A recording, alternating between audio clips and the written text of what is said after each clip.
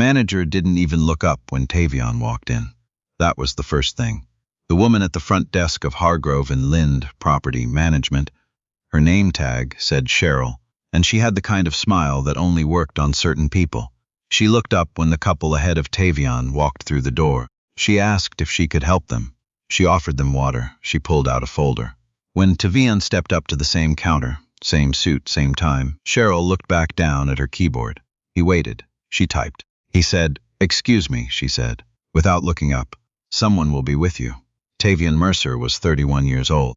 He had driven 4 hours from Memphis to look at a commercial space in Nashville's Gulch district, a 4,200 square foot ground floor unit that the listing described as ideal for upscale retail or boutique dining. He had an appointment.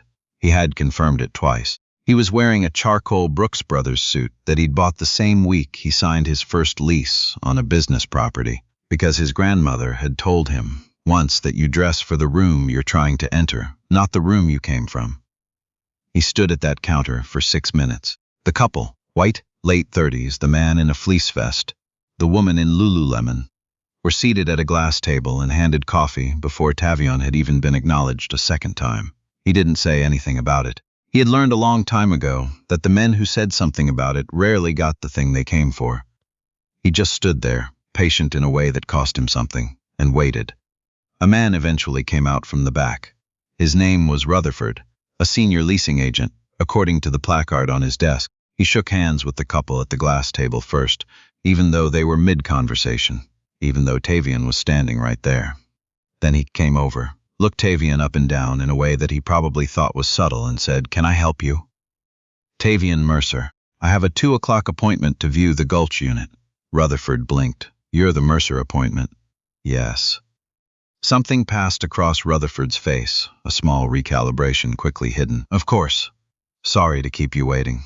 He didn't sound sorry. He took Tavion through the building, talking too fast, skipping details, moving like a man who had somewhere better to be. He showed him the unit from the doorway rather than walking him through it. He quoted a lease rate that was, Tavion happened to know, 15% higher than what the listing had advertised online that morning. Tavion wrote the number down in his notebook. He asked about the HVAC system. Rutherford said it was recently serviced without specifics. Tavion asked for the service records. Rutherford said he'd have to check on that. Tavion asked about the egress layout and ADA compliance for the kitchen build-out he was planning. Rutherford looked at him for a long moment, and then said he wasn't familiar with those specs but could probably get him in touch with someone. Probably. They were back in the lobby inside 12 minutes. Rutherford reached out to shake his hand. "Well, I'll have my assistant send over the standard packet, and we can go from there." Tavion didn't take the hand yet. He said, "The listing rate is $4,200 a month. You quoted me $4,800. Rutherford pulled his hand back. "Rates fluctuate. I'd need to confirm." "It was updated this morning. I have a screenshot." The lobby was not loud. The couple at the glass table had gone quiet. Rutherford said, "I'm sure there's been a miscommunication somewhere." "There hasn't," Tavion said, "but I'll let it go for now." He shook the man's hand. He thanked him for his time. He walked out into the afternoon sun and sat in his car and did not start the engine for a while. He had been here before. Not this building, not this city, not this particular version of the thing. But here, this specific quality of dismissal. The receptionist who doesn't look up. The rate that mysteriously climbs. The tour that ends before it begins. He'd been here in the bank office in 2019 when he applied for his first small business loan, and the officer kept asking who he was associated with, as though a young black man from North Memphis couldn't possibly be applying on his own behalf. He'd been here in the contractor meeting where the project manager talked past him to address his white business partner, a man who was frankly a silent investor who knew next to nothing about operations. He'd been here so many times that he had stopped expecting the room to be fair. He had just learned to bring documentation. He opened his briefcase on the passenger seat. He went through it slowly, the way he always did before a meeting that might matter. Not from anxiety, but from habit. From the discipline of a man who had learned early that the margin for error given to people who look like him was approximately 0. The briefcase contained a binder with his company financials for the past 3 fiscal years audited, A letter of intent from a regional food and beverage group that was interested in a partnership. A certified copy of his business license, his LLC formation documents, his personal financial statement, which showed a net worth that would have surprised Rutherford significantly. A folder of press clippings. He had been featured in Nashville Business Journal twice, Memphis magazine once, and a food and wine article about emerging southern restaurateurs. And at the bottom of the briefcase, in a flat envelope he hadn't opened in months, his DD-214, his military discharge papers. 4 years, Army, 75th Ranger Regiment, 2 deployments, an honorable discharge with a commendation he rarely talked about. He put the briefcase in the back seat. He started the car. He was not done with Hargrove and Lind. Tavion had grown up in Fraser, which was the kind of neighborhood that people in other parts of Memphis referred to with a particular careful tone. Not quite pity, not quite warning, but something in between. His mother worked doubles at a hospital laundry facility for 11 years. His father was present until Tavion was 9, and then, in the way of certain men, became gradually less present until he was not present at all. There were 2 younger sisters. There was always food, but there were also weeks when the food came from the church pantry and everyone in the house understood not to say so outside. What Tavion remembered most about being a kid in that house was not the scarcity.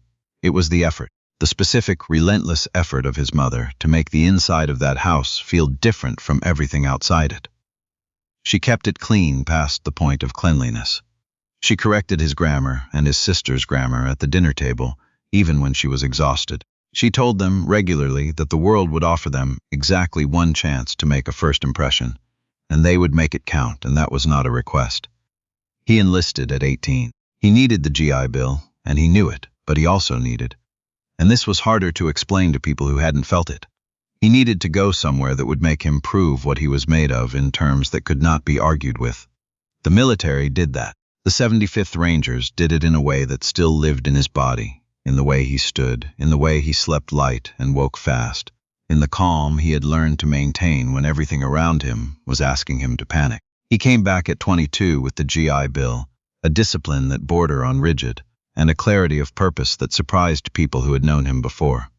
He took business classes at University of Memphis. He worked nights at a hotel. He read everything he could find about food service operations, about lease negotiation, about how restaurants lived and died. His first place was a 16-seat lunch counter in Orange Mound. It lasted 14 months before he had to close it.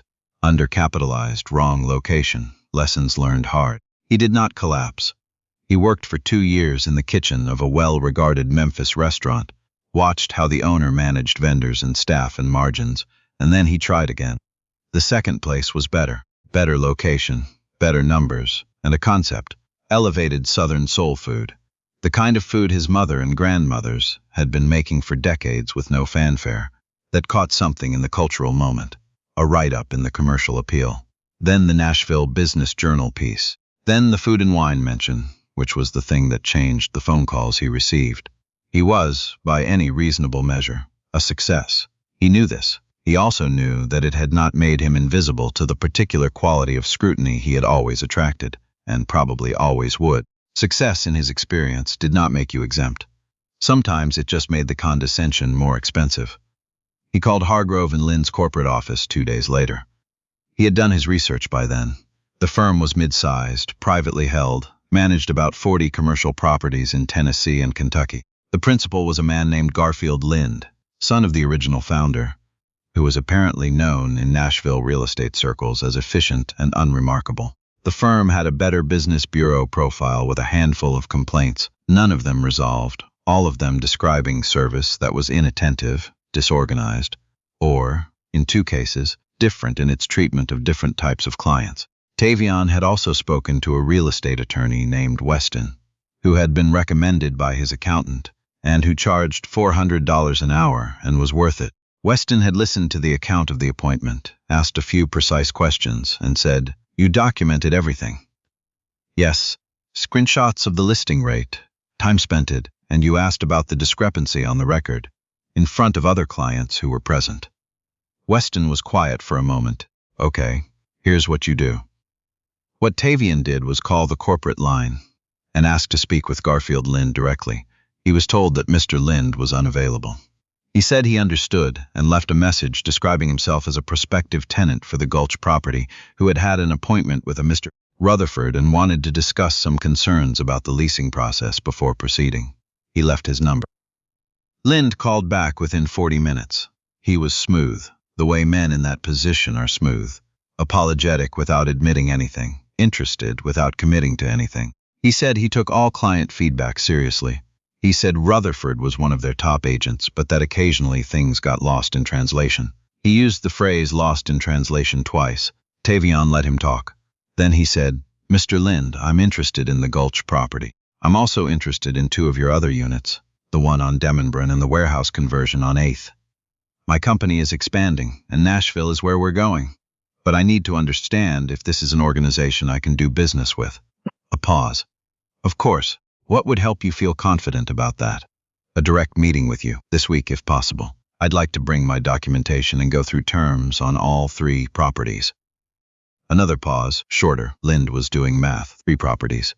Expansion. A client who knew what he wanted and had documentation. Thursday, Lind said, 2 o'clock. Rutherford was in the conference room when Tavion arrived on Thursday. Tavion had not expected that. He did not let it show. Lind was there too, tan, 60-something, handshake firm in the way of men who had been taught that handshakes were character assessments. He introduced himself. He introduced Rutherford, who nodded without making eye contact. Tavion set his briefcase on the conference table. He opened it. He placed the audited financials in the center of the table first, then the letter of intent from the restaurant group, then the certified business documents. He placed them carefully, one at a time, the way he had been taught to lay out tools before a field operation. Everything visible, everything accessible, nothing left to chance. Lind looked at the documents. He looked at Tavion. A small adjustment happened in his expression. Rutherford was looking at the financials. Tavion said, "The numbers you're looking at are audited through last fiscal year. We did just under $2.1 million in revenue at the Memphis location. The new Nashville venture is projected to open at capacity within the first quarter, based on the interest we've already received." He tapped the letter of intent. "The partnership with Grayline Hospitality is contingent on us securing appropriate space by Q3, which is why I've moved the timeline up."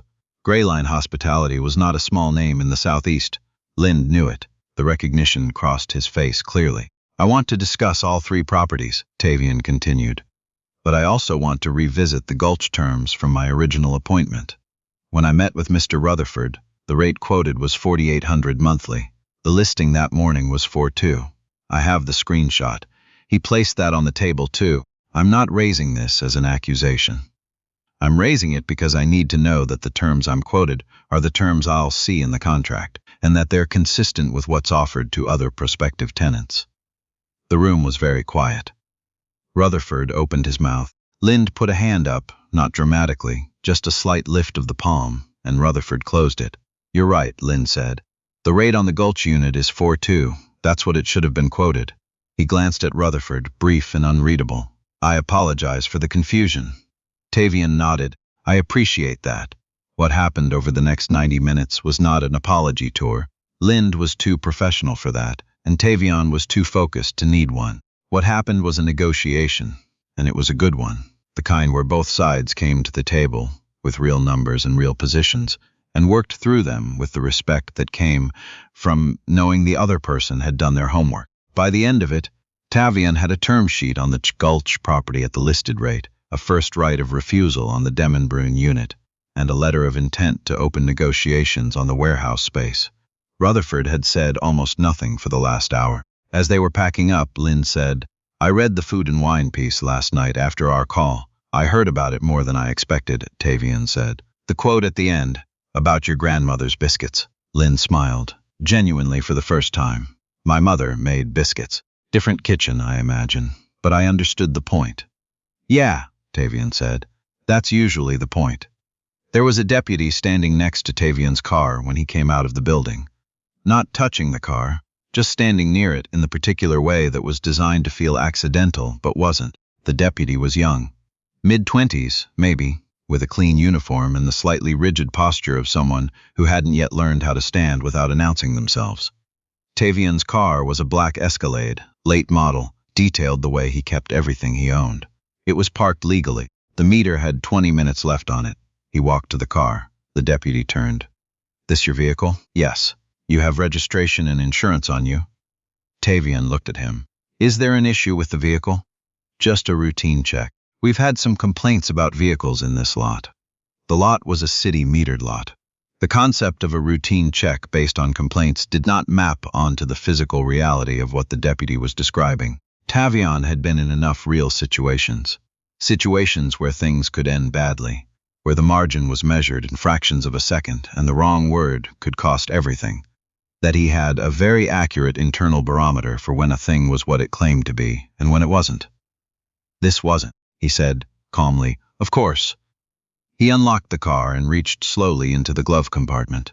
He placed the registration and insurance card on the roof of the car. Then he stepped back and put his hands where they were visible.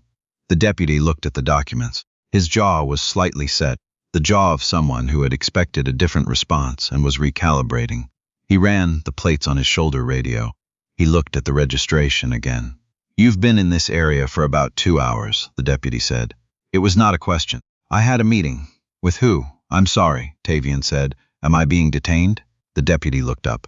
"I want to cooperate," Tavion said. Same voice, same stillness. "I've shown you my documents. My car is legally parked. If there's a specific probable cause for a stop, I'd like to understand it. If I'm free to go, I'm going to go." The deputy was quiet for a moment that went longer than it needed to. Then he said, "You're free to go," in the tone of a man who didn't like being on the losing end of the word detained. Tavion gathered his documents from the roof of the car. He put them back in the glove compartment. He got in the car. He pulled out of the space properly, signaled, and drove 2 blocks before he let himself exhale.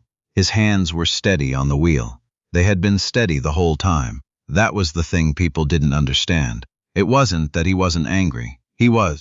The anger was there, always there, a low and constant frequency. But he had learned in the Rangers and before them and after them, that anger was fuel, not direction. You didn't let it steer, you used it. He called Weston from the car. "How'd the meeting go?" Weston asked. "Good. I have a term sheet. 3 properties, potentially." And Tavion paused. "Sheriff's deputy ran my plates in the lot after." Weston's was quiet for a moment. "Did you document it?" "I had my dashcam running." "Of course you did." A pause. "Did he give a reason?" "Routine check. Complaints about vehicles in the lot. That lot is metered city parking." "I know." "Okay," Weston said. "I want the footage." The footage showed what Tavion knew it would show. The deputy approaching a legally parked vehicle in a public lot. No posted signs about restricted access. No other vehicles being approached. The interaction, clean and documented from the angle of the dash-mounted camera. Weston filed a formal complaint with the sheriff's office on Tavion's behalf. He also sent a copy to the Nashville scene journalist who had covered policing policy in Davidson County for 6 years, and who, when she received it, called Tavion directly and asked if he was willing to talk. He thought about it for a day. He called his mother, which was what he did when he needed to think through something that mattered. She listened to the whole story without interrupting, which was also what she did. Then she said, "You've been carrying this kind of thing since you were 8 years old. If you want to put some of it down in public, that's your right. If you don't, that's your right too. What would you do?" She was quiet for a moment. "I'd ask myself who else is going to deal with this same deputy next week. And the week after." He called the journalist back. The story ran 6 weeks later. It was careful, documented, fair in the way that good journalism is fair. It included the sheriff's office's response, which was a statement about conducting an internal review, and it included Rutherford's name, and it included the rate discrepancy, and it included Tavion's financial documentation and his background, because Tavion had insisted that it be included, because he wanted no ambiguity about who he was and what he had built. The deputy was placed on administrative review pending the investigation. Rutherford was reassigned to a role that did not involve client-facing leasing work. Lynn sent Tavion a brief, handwritten note, not a corporate email, a handwritten note that said only, "You handled this better than most people would have. I respect that." Tavion read the note once and put it in the same drawer as the DD-214. The Gulch restaurant opened in the 4th quarter of that year. Tavion called it Fraser. His sisters had argued for something more elegant, something that didn't immediately announce where he came from, and he had listened to them carefully and disagreed. The name was the point. The opening week was full every night.